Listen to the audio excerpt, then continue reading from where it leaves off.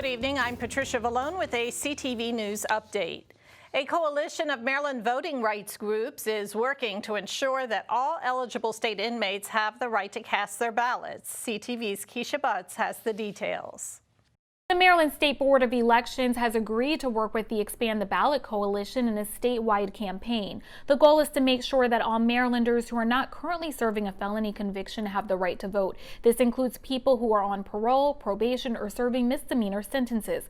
As part of the campaign, voting materials will be sent to every jail in the state, including applications for voter registration and mail-in ballots. Monica Cooper heads the Maryland Justice Project. She says when she was incarcerated, she lost one of her most important rights. Not only did I lose time with my family, not only was I away from society, but I lost my right to vote. And it is very, very important.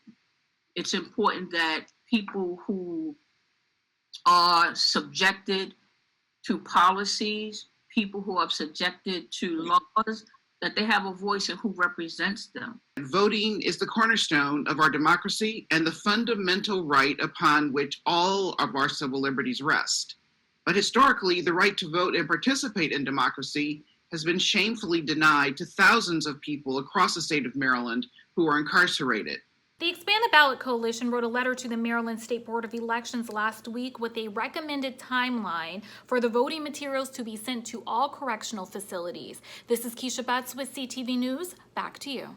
The Expand the Ballot Coalition also says that while the Maryland Department of Corrections produced an inmate voting policy, it's not confident that it will be implemented in time for the November election.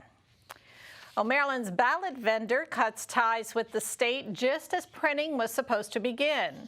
Yet the Board of Elections says it's still on track to print ballots by later this month.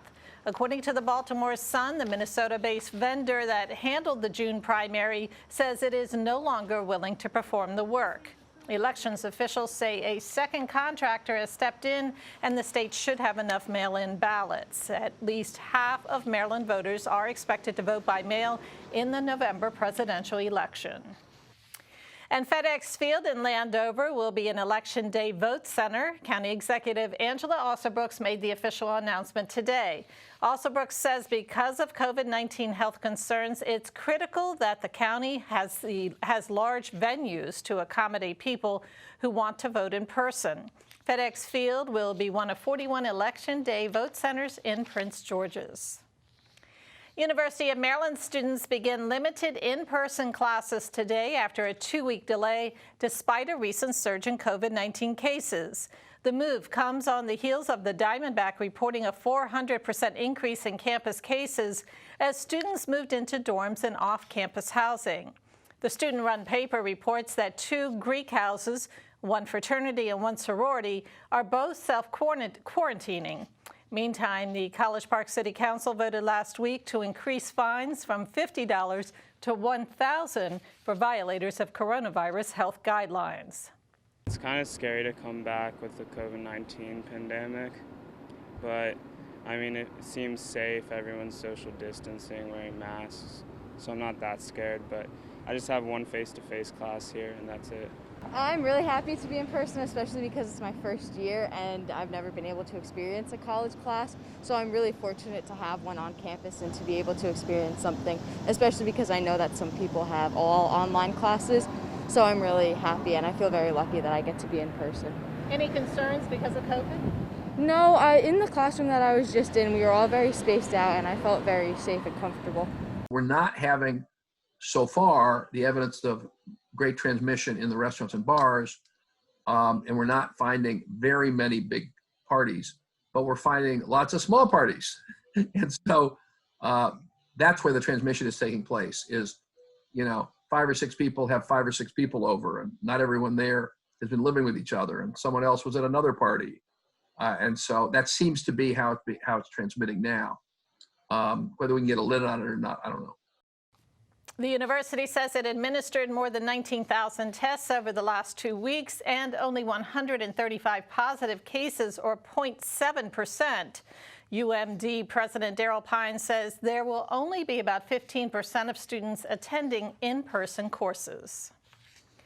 Several colleges in the Washington metro region, including 3 in Maryland, move up in national rankings. U.S. News & World Report ranks the University of Maryland College Park at number 58 in its annual Best Colleges report.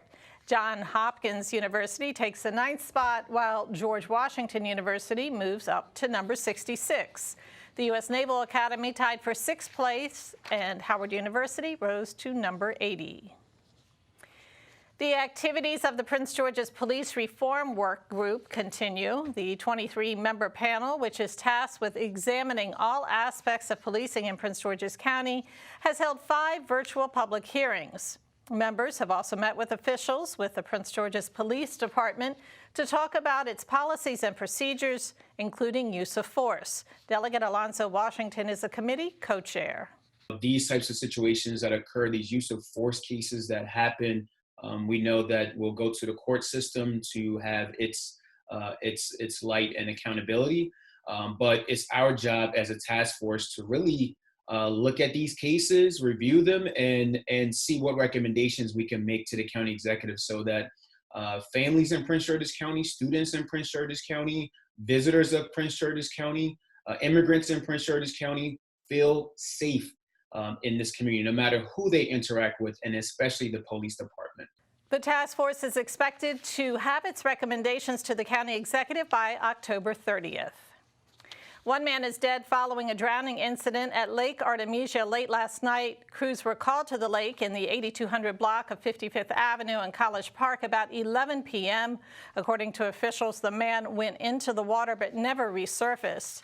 Divers found him and he was pronounced dead on the scene. Police are asking for the public's help locating a missing man from Lanham. This is 49-year-old Joseph Peoples. He was last seen in the 9900 block of Good Luck Road back on August 28th.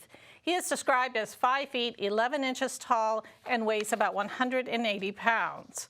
Anyone with information on his whereabouts is asked to contact authorities. Today at 5 p.m., contractors for the Purple Line can officially walk off the job. Purple Line Transit Partners claims that Maryland owes the company for cost overruns. Last Thursday, a Baltimore judge denied the state's claim that the company had misread its contract with the state. A temporary injunction that kept the contractor on the job expires today. If last-minute negotiations aren't reached between the vendor and state, work on the project will cease. A shutdown would lead to a postponement of the half-built project as the Maryland Department of Transportation decides on its next move. Healthcare advocates and legislators are set to launch a campaign aimed at new funding for communities with poor health outcomes. It's called the Health Equity Resource Communities Initiative, or HERC. The proposal would allow areas of the state with poor health outcomes to compete for grants, provide tax incentives, and healthcare provider loan repayment assistance. The goal is to increase access to high-quality health care and reduce inequities in the system. Funding will come from a proposed 1 cent per dollar increase in the state's alcohol sales tax. The plan will be formally announced during a press conference on Wednesday. The University of Maryland is honoring the life of a woman who helped hundreds of slaves escape to freedom. UMD changed the name of its Department of Women's Studies to the Harriet Tubman Department of Women, Gender, and Sexuality Studies earlier this month.